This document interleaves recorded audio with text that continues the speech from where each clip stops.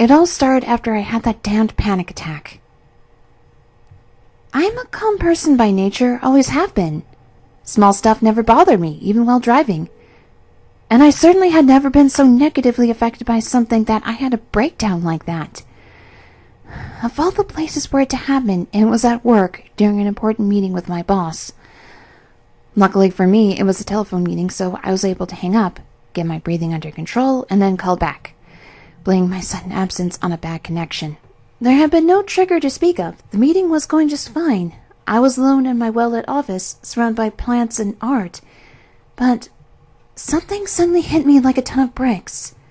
No, more like the realization that there was a charging bear coming right for me. Instinct is what my roommate called it when I confided in her late that evening after I shot down the possibility that I had been working too hard. Maybe it's like you knew something was wrong.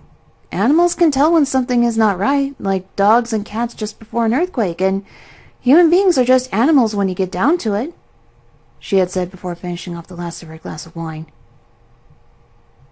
I sipped pensively at my own glass as I stared out the window of our penthouse apartment. Yeah, but human beings need science in order to tell when it's about to earthquake. I sighed. I guess that's true. Well, maybe your brain was just misfiring. Who knows? She left after chatting for a while longer to go meet her boyfriend at a bar across the city, leaving me alone in the apartment.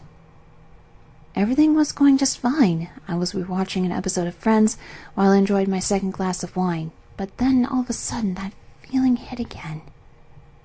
Panic. Worry. Dread. All rolled into one uncomfortable sensation that caused my skin to crawl. Before I knew what I was doing, I was back in that kitchen, looking for a knife or something to defend myself. But against what? I had no idea. After settling on a meat tenderizer, I began to patrol the apartment, searching every room, top to bottom. But, of course, there was nothing to find, because there was nothing wrong. After scolding myself back into a state of relative ease, I finished off the bottle of wine and another few episodes of television before turning in for the night. I sat up for a little while reading, as I always did before sleep, with my blinds closed to shield my room from the city lights. It was about 11:15 when I shut the book and turned out the lamp. The moment the light faded from the room, the panic returned with a vengeance, and once again I found my body moving before my mind could intervene. I threw open the blinds, allowing the city lights to pour in, but that did nothing to calm me down. As I stood there in the dim lighting, I could feel the anxiety focus in a little bit. Soon I had a pretty good idea what I was so scared of. Something was coming to get me. What or why I did not know, but I knew it. I knew it deep down in my DNA. I did not sleep that night, suffice to say. My roommate did not return either, which did not help, although she texted me later in the morning to inform me that she had spent the night at her boyfriend's. Around lunchtime, I decided it would be a good idea to go out so that at least I was surrounded by people, and if anything happened, they could maybe help. Oh, how wrong I was. The moment I hit the streets, I felt more exposed than ever.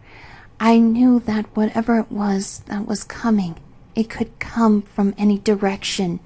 The ground, the sky, left, right, behind, and forward. Being in the open like this was not safe. But I also knew that my apartment would not be much help, so I found myself moving towards the police station. I had no idea if they could help, or even believe me. I knew that I would not if I was them, but maybe they would agree to let me stay there or something. Unfortunately, I was only halfway there when the feeling got so much worse. What had been anxious worry and suspicion turned quickly into terror. Desperately, I swung my head back and forth to scan my surroundings. I was across from a park where a group of children were playing catch with their dad. Some old men were playing chess under a tree, and a busker on the road was strumming gently on an acoustic guitar. Nobody around was threatening at all, but I knew in the back of my skull that it was getting closer, and it would not be long until it arrived. I knew then that the police could not help me, so I turned up street, kicked off my high heels, and began a full sprint onto the downtown cathedral. People stared. Some laughed, pointing at me.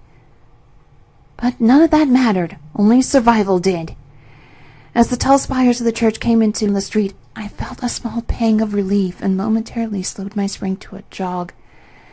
But that was short-lived, as an image forced its way through my eyeballs and into my mind. A grinning figure, tall, gaunt, wearing a bathrobe with a massive chest wound with protruding ribs. No, not ribs. Fingers. Big, long fingers. Reaching, catching, clutching fingers. The woman's, man's, thing's lips were rotten and blistered with crusty yellow slime, and a few spots of the stuff stained its white bathrobe. Where it was, I did not know, but I knew it would be coming for me soon.